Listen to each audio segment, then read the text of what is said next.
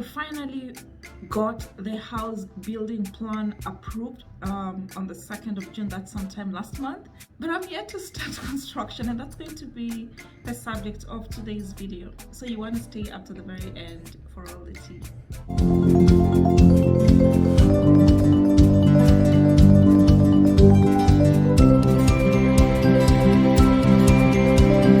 Hey guys, welcome back to the channel. If you're a returning subscriber, thank you for all the support, and if you're new here, welcome, karibu.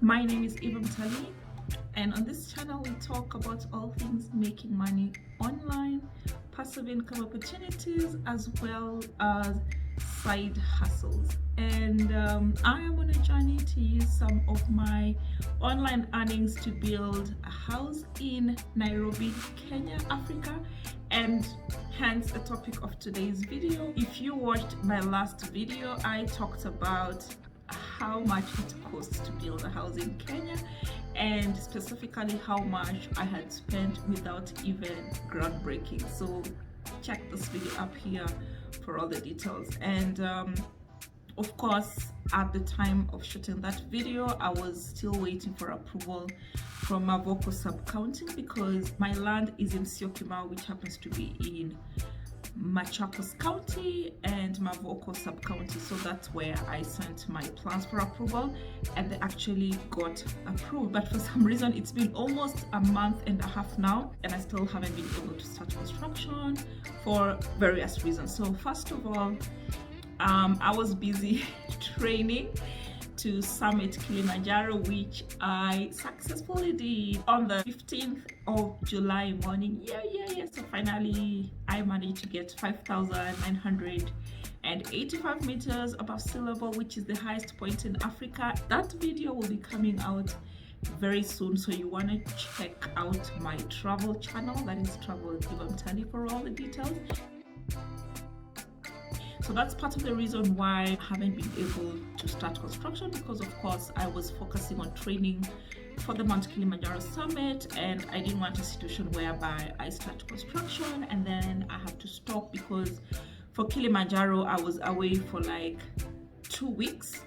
Another reason why I haven't been able to start construction is because as much as you get approval of your building plan in Mavoko area, most of the land is black cotton soil, which means you can't construct on that soil. And before you do construction, you have to excavate the black cotton up to the point where you get maram or stone for you to lay your foundation. And before you do that, you have to get what they call an excavation permit from Mavoko County, which essentially means you tell them, hey, I've got approval for this area of land and I need to take out this cotton soil. I'm gonna excavate it from here and then I'm gonna dump it there. So you need to send a letter to the county, which comes from the one going to do your excavation, to show where you're going to do the dumping. So it's been really difficult to get the excavators to give me a letter to take to the county to show where they're gonna dump the black cotton once they have excavated from my soil, from my land, so that the county can give me an excavation permit. And the excavation permit is only valid for 7 days. So that means if you get your permit like on Monday today, you must have excavated by Sunday. And the reason they do this is because I hear, I'm not sure, but what I hear, rumor has it that for example, if I had an excavation permit and Builder B doesn't have an excavation permit, they would use my excavation permit to excavate my property and his property, so he doesn't have to like go and get it. So like the county hopes that in the 7 days, it's almost impossible for the excavators to find like 50 people to excavate the property. So it's just to make sure that everybody gets permission from the county. And fortunately, I hear it's free to get the excavation permit. I am yet to get it, but once I get it, I will definitely update you. Third reason why I haven't been able to build, and it's probably like the main reason, is because of costs, guys. If you checked this video, building a house in Kenya is proving to be more expensive than I had actually thought. And in that video, I even talk about how much I had spent so far without even starting the groundbreaking, without even having received my plans approved. And right now, after I had gotten my plans approved, I had everything ready, so I asked the company that had done the structural plans for me to do for me a bill of quantities, just to show me roughly how much it would cost to build the house. And it's coming to something close to 59,000 US dollars. That's like more than 100% more than what I had budgeted for. So if you've been following me on this journey, I had budgeted for something like 25,000 US dollars, that is 2.5 million. But the quotations I am getting from the different quarters is like my house is gonna cost something like almost 60,000 US dollars. That's close to 6 million just for the materials alone. And mark you, this is like a 2-bedroom house. Like, I have one house on the ground floor and a loft, so like it's a really simple house. And I'm like, why do I need to spend 6 million Kenya shillings on a 2-bedroom house when I have bought property for way less? I'm currently trying to see how I can bring down the costs, and also I haven't been able to find a fundi, or rather somebody to construct the house. Everyone I have been talking to, so I talked to the same company that did for me the bill of quantities, and they are charging me a ridiculous amount, something close to 20,000 US dollars to build the house. So that means the total cost of my house currently is coming to like 80,000 US dollars for a 2-bedroom house. I don't even think it's worth it one bit. So I found another guy who has experience in building houses of wood. So in the next video, I'm gonna be sharing with you the plan for my house, so you wanna stick along for that as well.